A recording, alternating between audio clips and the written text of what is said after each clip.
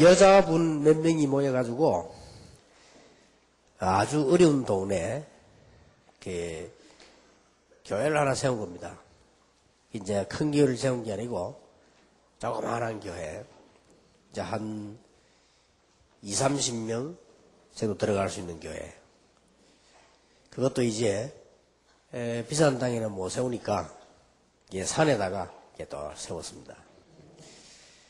그러니까 뭐 짓기는 예쁘게 지었는데 최소한의 돈을 작게 들여가지고 이제 여자분들이 몇 명이 지은 교회이기 때문에 큰 무슨 재정을 들이지 않고 지었습니다. 그리고 그 교회 교역자가 파송이 되고 거기 이제 그 예수 믿는 사람이 생기고 이렇게 되죠. 그러던 중에 그 교회 아래 우리 가족이 교회 나가게 됐습니다. 그런데 이제 그 교회는 세월이 많이 흘러가지고 지금은 좀 큰 교회 되어졌지만은 제가 거기서 복음을 듣게 됐고 거기서 예수 믿기 시작해가지고 지금까지 왔는데 여러분과 함께 이제 그 사람들이 복음 전해주고 교회를 지어준 사람들이 평신도 호주 사람들입니다. 그런데 제가 한 10년 만에 이 전도 운동에 이제 한 10년 만에 호주에 복음 전하러 가게 되었습니다. 그래서 이제 거기서 그렇게 느껴졌습니다. 몇 명이 모여가지고 전도 운동을 했는데 한 전도 시대를 만들어냈다. 여러분들이 지금 하시는 사역이 얼른 눈에 보이게 큰 사역이 아닌 것 같아도 세월이 조금 지나가 보면 한 시대를 만들어냅니다. 무슨 말인지 이해되십니까? 호주의 가정주부 몇 명들이요. 우리 방문해 왔을 때 봤는데 그분들이 힘을 조금 모아가지고 큰 교회는 못지고 조그만한 지은 그 교회가 일신교회라고 말이에요. 그런데 그분들이 이제 지내고 나니까 이제 구경 왔는지 어쩌면 우리도 여행 오듯이 와서 한번 본 거 봤는데 우리 그때 볼 때는 뭐 서양인들이니까 돈이 많은가 보다 이렇게 알았죠. 근데 그게 아니고 몇 명이 지었는데 거기서 이렇게 저 같은 사람이 그 교회를 가게 되고 또 거기에서 이제 시작돼 가지고 지금 여기까지 왔단 말이에요. 얼마나 큰 겁니까? 그래서 어떤 분이 길에서 놀고 있는 아이를 4명을 불러가지고 성경을 가르쳤다고 합니까? 그 얘들이 성경 말씀을 듣는데 잘 듣는단 말이에요. 그래서 이제 매주 가르친 거예요. 근데 얘들이 이제 그 성경 말씀을 듣고 복음을 듣고 큰 거예요. 세월이 오래 지나고 난 뒤에 대통령이 초청을 했다고 합니까? 그래서 이분이 깜짝 놀라서 가보니까 오래전에 자기가 가르쳤던 어린아이가 그 아이가 커서 대통령이 된 거예요. 그래서 그걸 잊어버리지 않고 그 친구 4명이 복음으로 하나가 돼가지고 다른 친구들은 그 백악관에 같이 일을 하고 또 한 친구는 밖에 있는데 있고요. 그리고 친구들 다 모여서 자기에게 성경 가르쳐준 그 이름 없는 그 평신도인데 그 선생님 초청을 한 거예요. 그래서 이분이 너무 놀란 거예요. 알고 봤더니 그 대통령이 바로 미국의 후보 대통령이란 말이에요. 그렇게 복음 제대로 듣는 게 너무 감사해가지고 그 대통령이 어릴 때 복음이 바로 들어갔다면 그렇게 되겠죠. 여러분 바른 복음을 전해준다는 것이 얼마나 중요한 것인지 사역을 다시 한번 생각을 하셔야 됩니다. 그래서 예수님께서 이렇게 말씀하셨습니다. 요한복음 14장 1절에서 27절에 보면 너희는 마음에 근심하지 마라.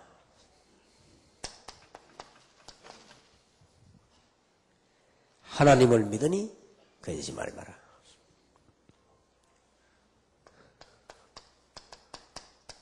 또 나를 믿으니 근심하지 마라.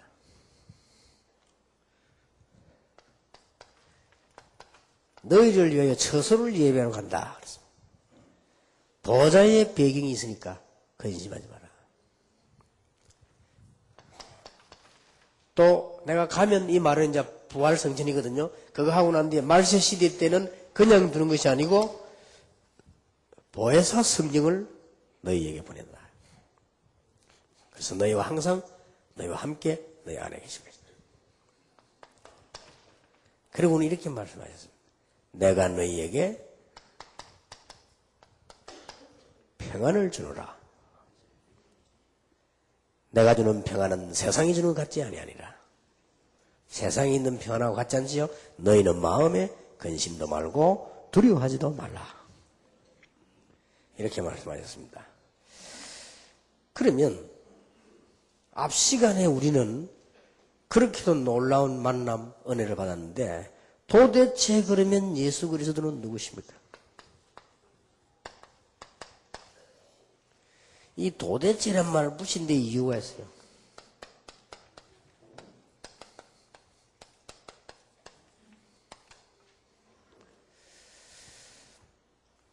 그렇게도 많은 증거가 일어난 도대체 그 말입니다. 아무도 알아주지도 않았는데 증거가 있는 이 그리스도 도대체 누구시냐? 역사의 주인공이신 도대체 이분이 누구시냐 말이야. 이 질문이죠.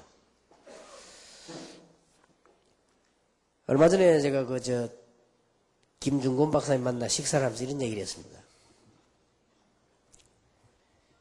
도대체 예수 그리스도 누구신가? 이 질문을 누가 했는가 하니까 김중곤 박사가 했어요.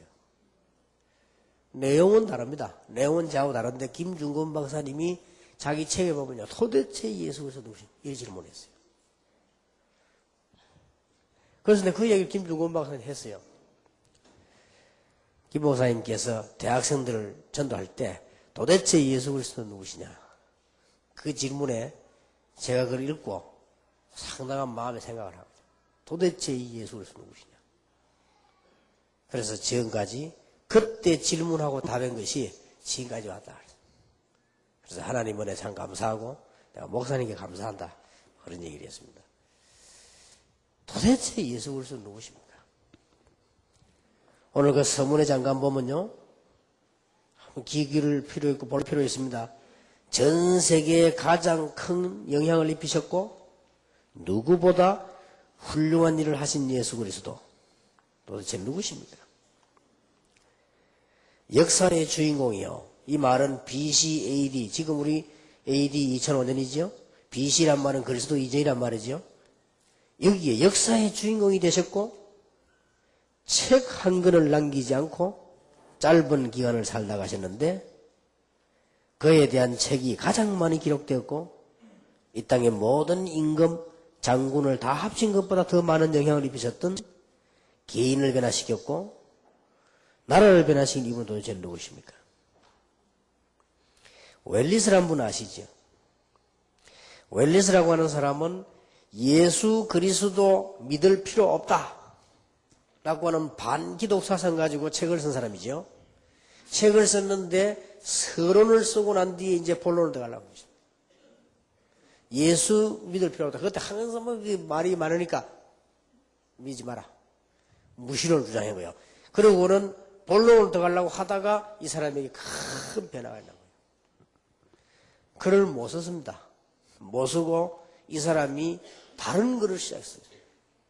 그래서 그 사람이 쓴 작품이 바로 세계적인 불멸의 작품 벤허라고 하는 작품. 이 벤허 영화도 나왔죠. 그 벤허는 웰리스라고 하는 사람이 쓴 겁니다. 이 사람이 원래 그리스도 반대하려고 한 글쓰는 를 사람이 원래 반대했던 사람이에요. 그러면 그 유명한 사람이 그리스도 믿지 말라는 이유로 글을 썼을 때 어떤 일이 일어나겠습니까? 근데 그 사람에게 직접 역사하신, 성령으로 역사하신 정말 부활하신 그리스도, 그는 도대체 누구시냔 말이에요. 참 희한한 일이죠. 부활성천에서 하늘 보좌에 계신다는데 그분이 웰리스에게 나타나서 사람을 뒤바꿔 놨단 말이에요. 그분이 말이죠. 부활은 눈에 안 보이는 줄 알았는데 그 이름만 들었는데 천하의 깡패의 기믹들을 바꿔가지고요. 부흥사로 만들어놨어요. 도대체 그분이 누구냐 이 말이에요. 기가 찰 일 아니에요. 여기 보면 볼트윈이라고 합니다. 이 사람은 이런 말을 했습니다. 그 50년 안에 성경은 필요 없는 책이 된다. 그렇게 말했습니다. 볼트윈이 한 말입니다. 그 이유, 성경에는 너무 앞뒤 안 맞는 말이 많고 틀린 부분이 많다. 옛날에 무식한 사람들 쓴 글인데 한 50년만 지나면 필요 없는 책이 된다. 볼 트윈이 한 말입니다. 50년 후에 어떻게 됐냐? 그 해에 영어 인쇄만 500만 부가 되고 120 몇 개 나라 말로 번역이 돼서 성경은 전 세계로 나온 겁니다. 그러니까 볼 트윈이 한 말이 완전히 틀린 말이 되어버린 것이죠. 그리고는 여러분 아시다시피 볼 트윈은 자살했습니다. 그 자살은 또 왜 합니까? 뭐 살면서 회개하면 될 텐데 이렇게 참 희한한 일이죠. 엄청난 당대 학자 니체, 여러분 아시다시피 교회 다녔던 니체 목사들입니다. 신학교까지 다닌 기록이 있습니다. 이 사람이 엄청난 공부를 해가지고 하나님 죽었다고 말해요. 근데 하나님 없다는 죽었다고 하는 거예요. 이런 니체가 말이에요. 행복하게 잘 살아야 될 것인데 어느 날 마지막 날 하나님이 니체를 찾아왔어요. 니체 정신병으로 죽는데 그때 막 하나님을 찾아 부른 거예요.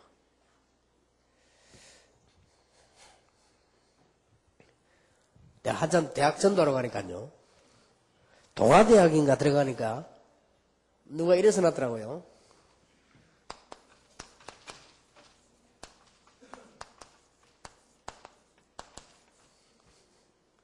하나님은 죽었다. 니체.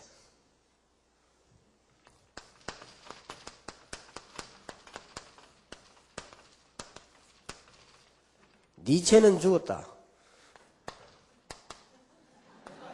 하나님.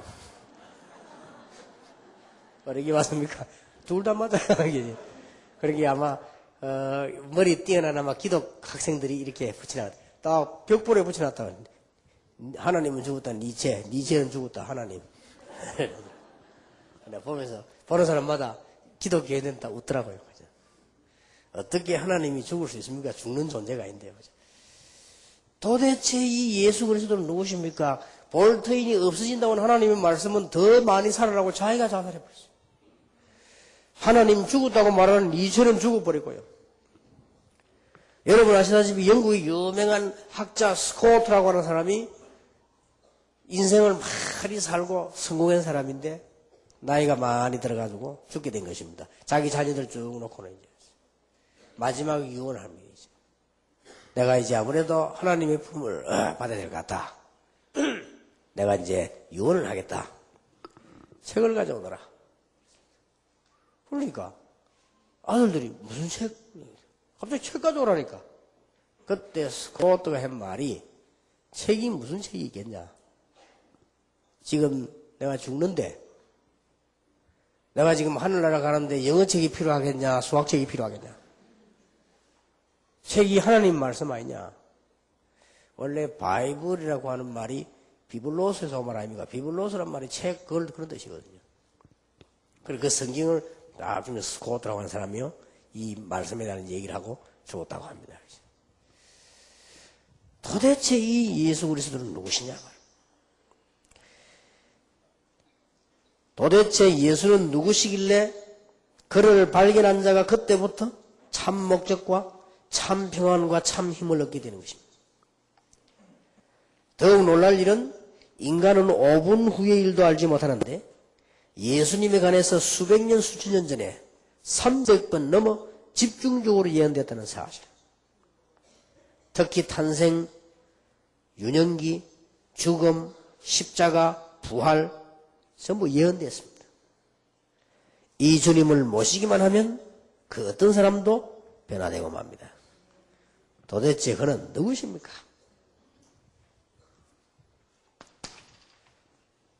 오늘 교재를 보면은 인간의 문제와 그 원인을 해결하신 분입니다.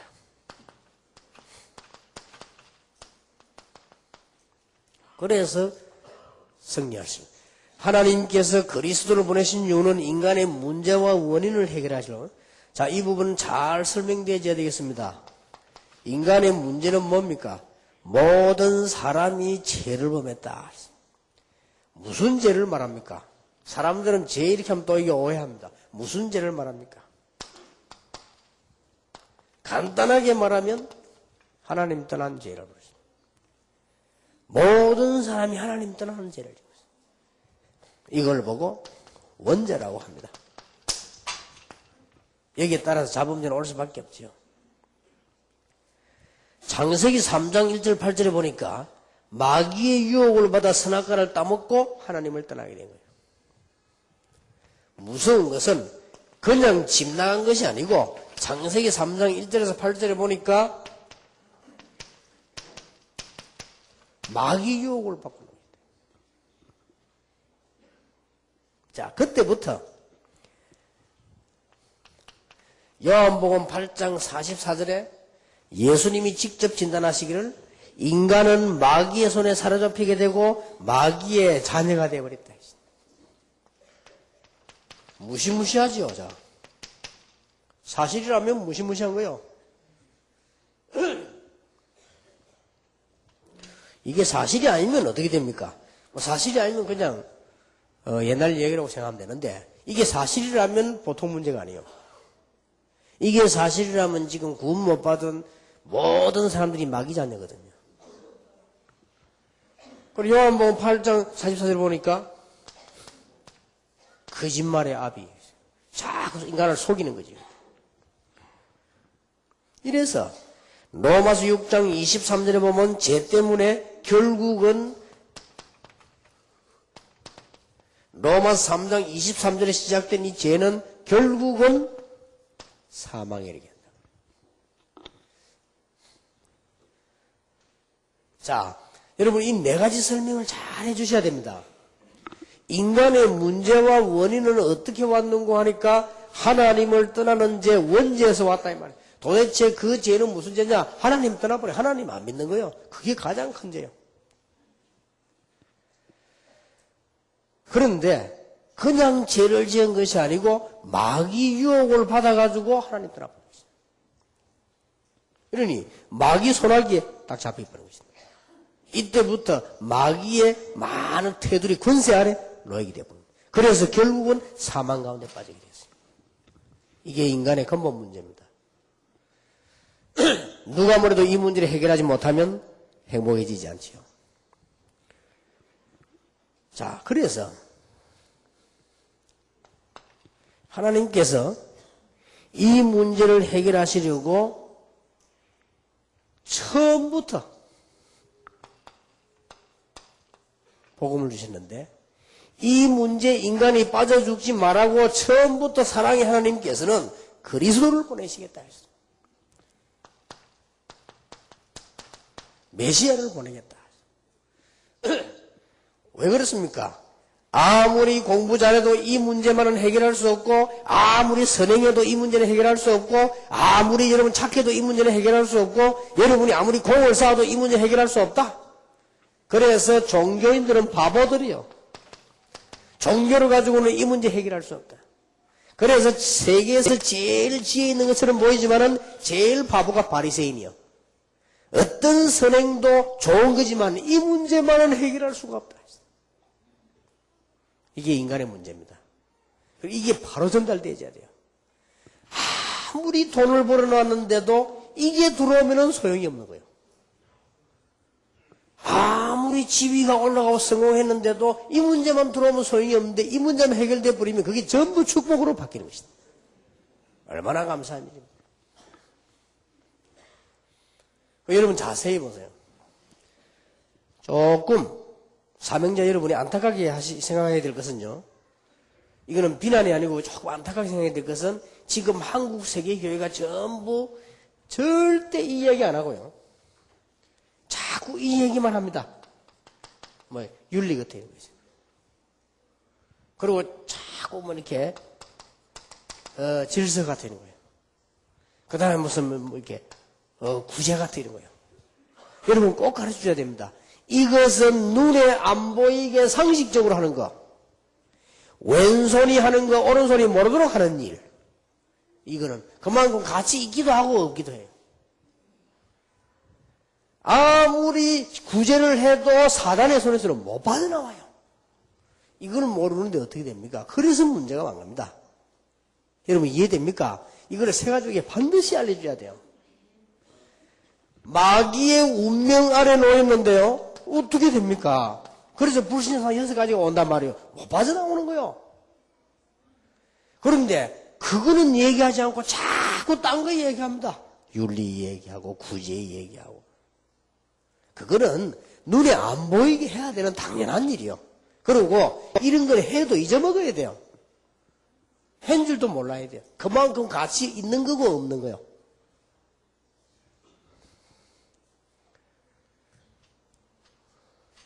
전에 말이죠.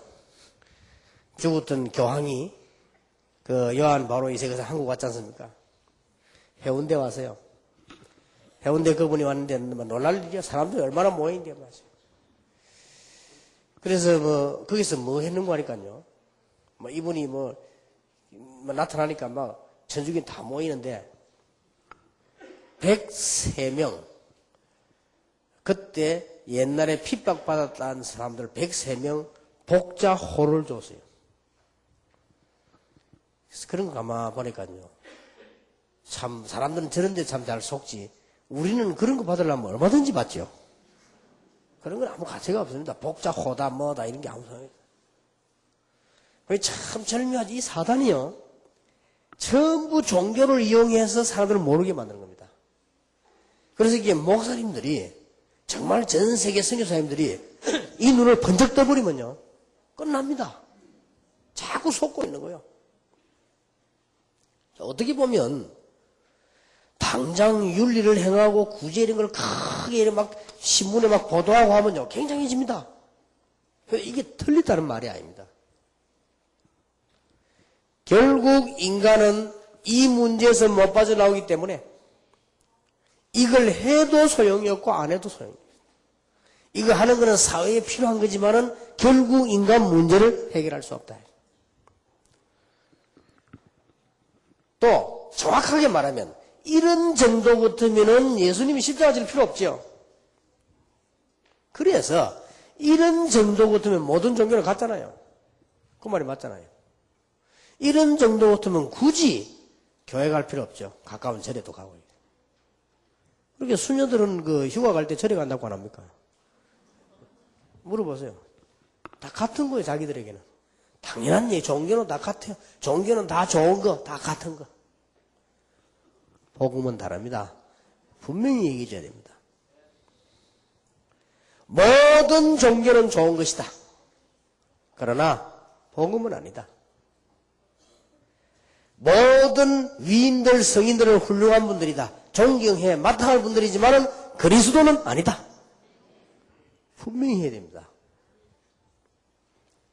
여러분 세 가지도 이 분명히 안 해주면 나중에 큰일 나지요. 그래서 지금 미국 교회가 지금 문 닫고 유럽 문 닫아버리고 당연히 닫는 거예요. 당연히. 앞으로 한국 교회 당연히 문제 오는 거예요. 왜냐? 이거 강조하지 않으면요. 전부 이렇게 나가잖아요 지금.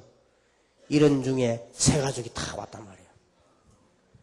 여러분들이 정확하게 얘기해 줘야 됩니다. 하나님께서 벌써 오래전에 예언하셨습니다.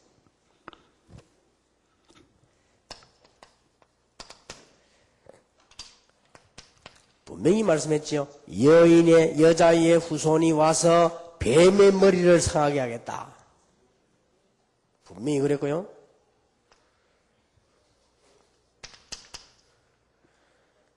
출애굽기 3장 18절에 피 제사 드리는 날 능력으로 함께 하겠다. 이사야 7장 14절에 처녀가 잉태하여 아들을 낳을 것이니 그 이름을 임마누엘이라 하라. 마태복음 16장 16절 주는 그리스도시요 살아계신 하나님의 아들이십니다. 이 말은 이 말씀이 성취되는 메시지라. 여러분 이 말을 할 때 새가족이나 성도님들은 현장에 있는 분들이 이게 번쩍해야 됩니다. 그렇구나. 왜 그래야 됩니까? 오늘 얘기 보세요. 요한복음 1장 1절에 14절에 인간의 근본 문제인 죄와 사명을 해결하기 위해서 말씀이 육신이 되어 오셨다. 이걸 보고 신학적으로는 성육신, 하나님이 사람의 몸을 입고 이 땅에 오실 것을 약속하셨는데 성취되어졌어요. 그게 임마누엘 성취되어졌어요. 왜 그래야 됩니까? 그래야만 요한일서 3장 8절에 죄와 사망의 권세를 잡은 마귀의 일을 멸해버렸지. 자, 여기 중요한 거는 마귀라고 안 그러고 마귀의 일을 멸해놓으셨다. 물론 마귀 다 멸했는데 마귀의 일이란 말은 창세기 3장 그 사건 그리고 그 전체를 멸해버렸다. 놀라운 일이요. 이게 성경구약의 예언이다 말이에요. 구약의 메시아 그랬어요. 이분이 오셨습니다. 그래서 베드로가 주는 그리스도시요 살아계신 하나님의 아들이십니다. 그게 공부회가 나오는 말입니까? 이 엄청난 부분의 답을 누가 말했는가 하니까 베드로가 대답했어요. 지구상에 제일 먼저 바요나 시몬아 네가 복이 있구나. 이를 네게 하겠네 혈육이 아니요 하늘에 계신 내 아버지시니라. 아니 교육자들도 모르는데 뭐 평신도 알았단 말이에요. 역사에 나는 거예요. 그리고 제일 먼저 나사렛 예수 그리스도인이라 걸으라. 기적이 일어났어요. 제일 먼저 그리스도를 전 세계 선포하는 바울 기적이 일어났어요. 지금 복음 없어져가는 시대에 여러분이 전파하는 그리스도를 통해서 하나님은 기적을 일으킬 것입니다. 틀림없이 그렇습니다. 끝에 몇 가지만 딱 참고하시면 도대체 그리스도는 누구십니까? 예수님 자신이 말씀하셨습니다. 암만 나쁜 사람이라도요 살기 위해서 거짓말하지 죽기 위해서 거짓말하는 사람은 없어요. 석가라고 하는 분이 보리수 나무에 6년 동안 앉아있다가 일어나서 한 말이요 길을 못 찾았다고 말했고요. 그분이 하는 말이 길을 찾으라고 했어요. 참 대단한 분이요. 거짓말하지 않고요. 길을 못 찾았으니까 찾으라고 했습니다. 저는 죽고 난 뒤에 성철 스님의 책을 봤는데 살았을 때 봤으면 내가 찾아갔을 텐데 죽고 난 뒤에 봤어요. 그거 보니까 뭐라고 썼냐 서문 딱 띄면서 나왔잖아요. 나 충격받아 몇 개 나왔어요. 성철 스님 있잖아요. 그분이 서론에 책 한번 사보세요. 서론에 뭐라 써놨냐 내가 왜 불교를 선택했는가 라고 나왔어요. 그러면서 답을 써놨는데요. 길을 찾지 못했기 때문에 불교를 선택했다. 아직도 길을 못 찾았다. 내가 길을 찾으면 불교를 떠날 것이다. 라고 썼어요. 그 말에 충격받았고 또 읽어보니까 뭐라고 나왔냐. 석가에 대한 얘기가 나왔어요. 석가는 사단의 종이다. 그래, 그 나왔다니까요. 그래서, 야, 저 사람이 참 좀 뭐 트이기는 트인 사람이야, 보니까. 그렇겠지요. 예수님께서는 직접 말씀하시기를 나는 길이요, 진리요, 생명이다. 예수님 자신이 뭐라고 말씀하셨는가 하니까 요한복음 10장 30절 33절에 보면 나와 아버지는 하나다.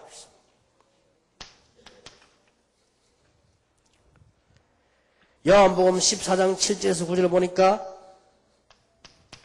나를 본 자는 아버지를 보았느니라.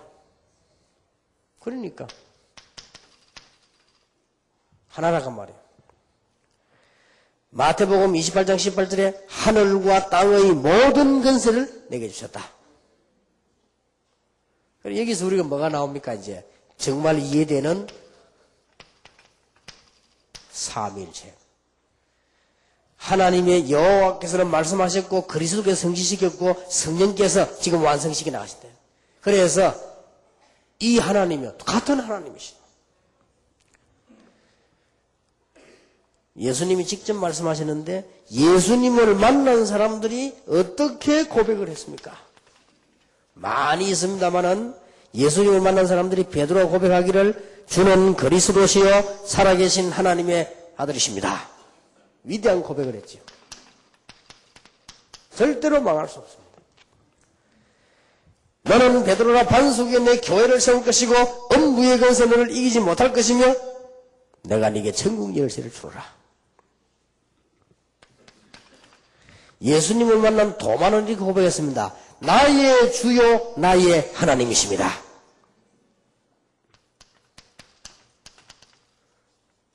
저는 여기서 지금 깨달아지는 부분이 있죠.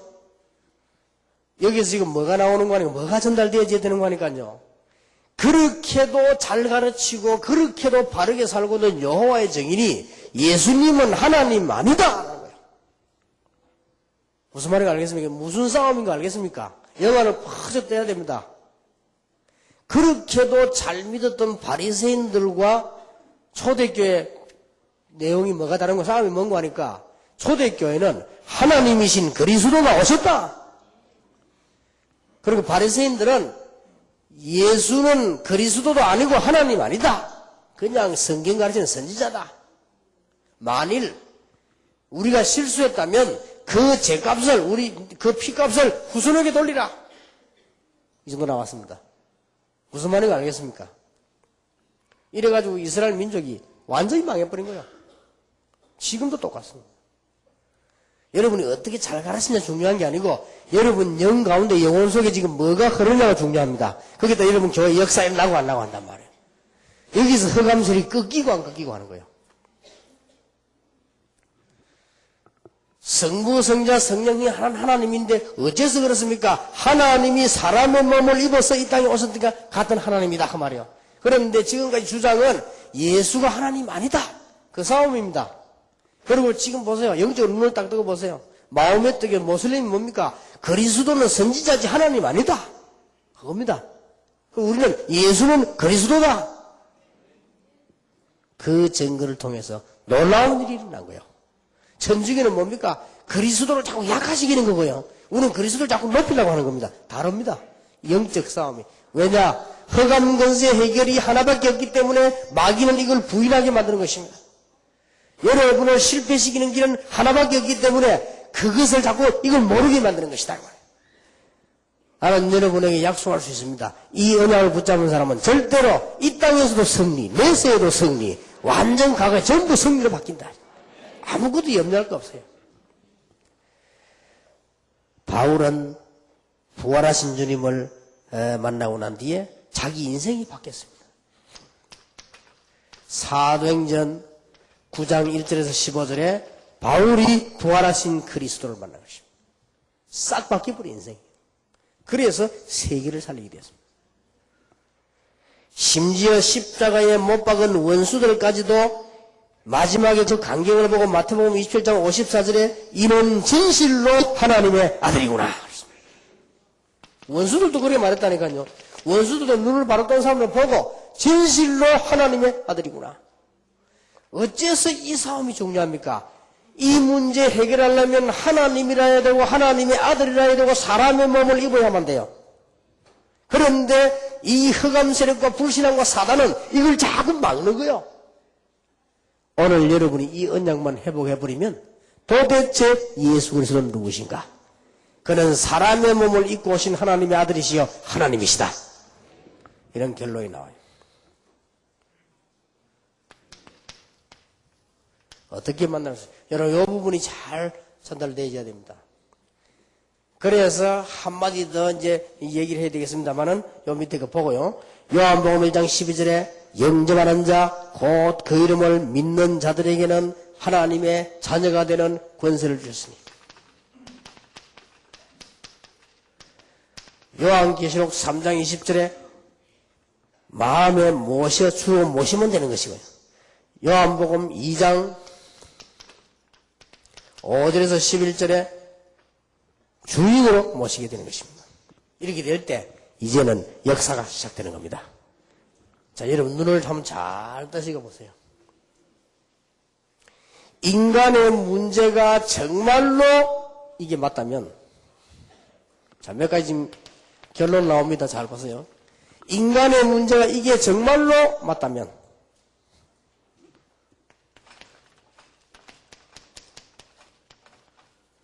인간에게 지금 가장 필요한 게 뭐냐? 이렇게 되죠. 이 문제가 정말로 인간의 문제가 맞기 때문에 눈을 뜨면 뜰수록 인간에게 가장 필요한 문제는 이 문제도 아니요. 인간에게 가장 필요한 문제는 종교 문제도 아니요. 인간에게 가장 필요한 것은 그리스도다. 이렇게 되죠. 이게 사실이라면 어떤 결론이 나오느냐? 인간의 문제가 정말로 이 문제가 맞다면 동정녀 탄생해야만 메시아가 되는 것입니다. 그래야만 하나님이 될 수 있어요.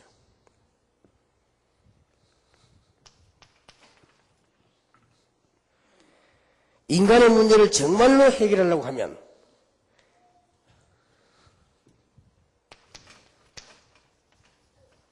죽음에서 부활하신 그리스도라 했나요? 이게 하나님이란 증거요. 이런 결론이 탁 나와집니다. 기적이 일어나게 될 것입니다. 다락방이 앞으로 얼마만큼 커질 것이냐? 크기로가 말하는 건 아닙니다. 얼마만큼 역사가 날 것이냐? 한 시대의 기적이 일으키게 될 것입니다. 지금까지 못하는 사람들만 모였는데 어떻게 역사가 일어났냐? 하나님의 언약이 그 속에 있습니다. 그렇기 때문에 지금까지 왔습니다. 앞으로 이 길은 이 눈을 열면 빨리 뜨셔야 되겠죠. 시대마다 이게 없어지는 운동이 지금 회복되는 중에 있단 말이에요. 그렇다면 여러분이 세 가지를 바꾸면 이제는 문제는 해결되기 시작합니다. 인간의 우리 지금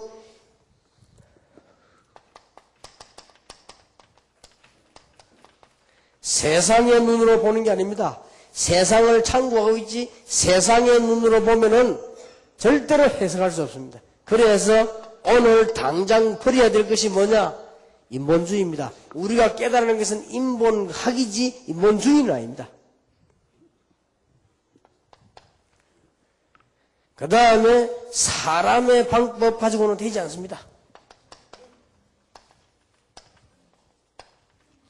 그게 율법주의입니다. 우리는 율법이 필요하지 율법주의가 필요한 게 아니에요. 여러분 율법하고 율법주의하고 다릅니다. 공산하고 공산주의하고 다르다니까요. 우리 여행 갈 때 돈 같이 모았습니다. 그게 공산이요. 공산. 그러나 늘 그래 살아야만 된다는 게 공산주의요. 율법이 필요 없단 말이야. 율법이 있어야 길을 알죠. 율법하고 율법주의하고 다른 겁니다. 우리 인간이기 때문에 인간의 근본이 있죠. 그러나 인본주의는 아닙니다. 말씀도 잘 알지 못하고 미신과 막 무지로 신앙생활 하는 거 아니죠. 신비주의. 세계는 버려버리면요. 여러분에게는 이제는 큰 문이 확 열립니다. 그리고 세 가지 고백을 하시면 됩니다. 이 고백 세 가지는 굉장한 거지요.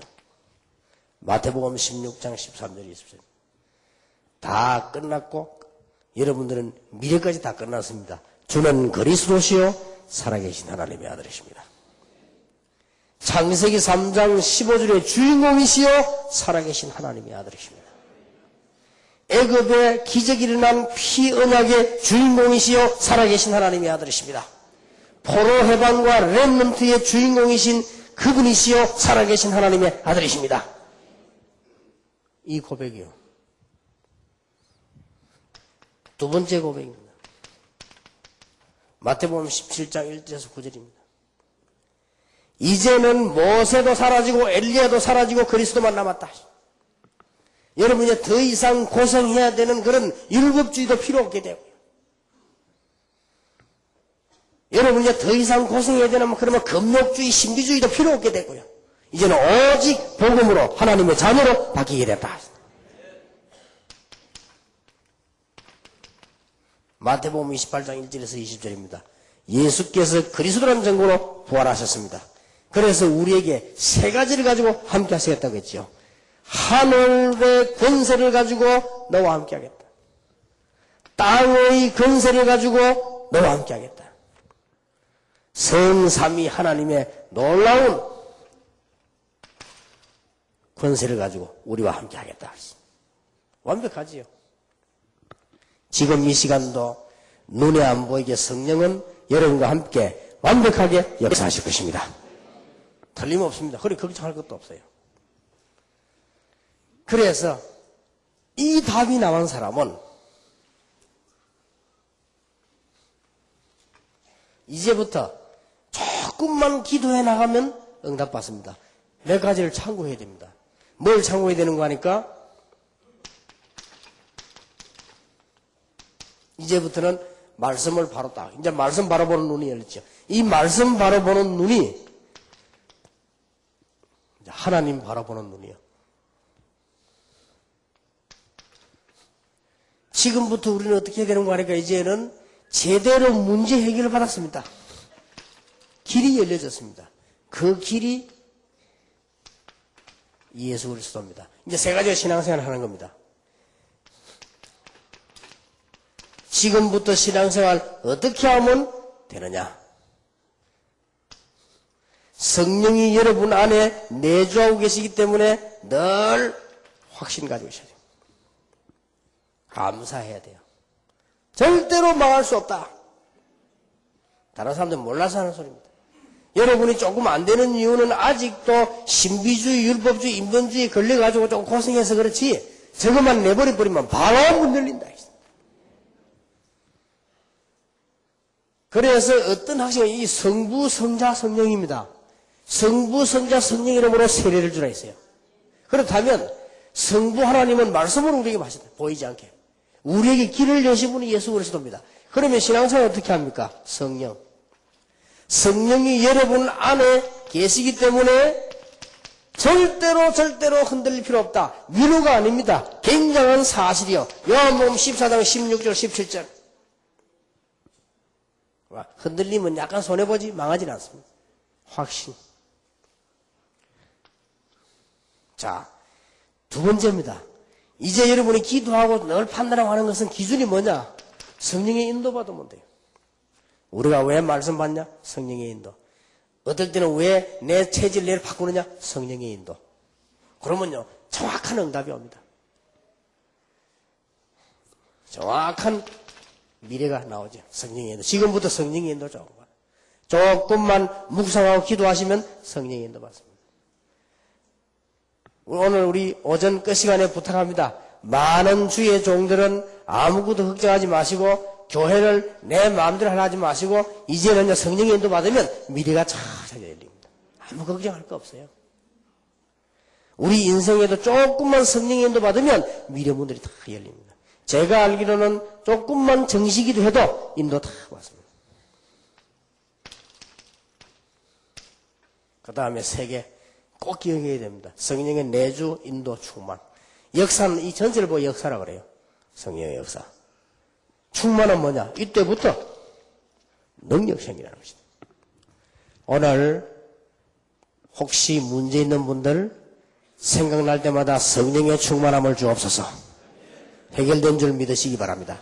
병든 자의 성령 충만함을 주옵소서. 해결된 줄 믿으시기 바랍니다. 여러분 사업에 성령 충만함을 주옵소서. 오늘 우리 교회에 성령의 충만함을 주옵소서. 내 자녀, 가족, 아내, 남편에게 성령의 역사 일어나게 하옵소서. 그러면 끝입니다. 하나님이 역사하시면 됩니다. 임마누엘이라고 하십니다. 하나님이 우리와 함께 계신다. 요게 전달이 되어야 될 것입니다. 오늘 여러분에게 그리스도의 축복이 시작되는 이 길을 예수 이름으로 축원합니다. 기도하겠습니다. 만왕의 왕이 되신 주 예수 그리스도의 은혜와 하나님의 사랑과 우리와 항상 함께 계시는 지금도 역사하시는 성령님의 내주 인도의 충만하심이 이제 참 언약을 붙잡고 승리할 하나님의 사람들 위해 새 가족들 살리며 미래를 살릴 하나님의 종들 위해 자신 살리며 연약했지만 하나님의 능력으로 응답받을 모든 하나님의 종들 위해 지금으로부터 영원까지 항상 함께 계실지어다. 아멘.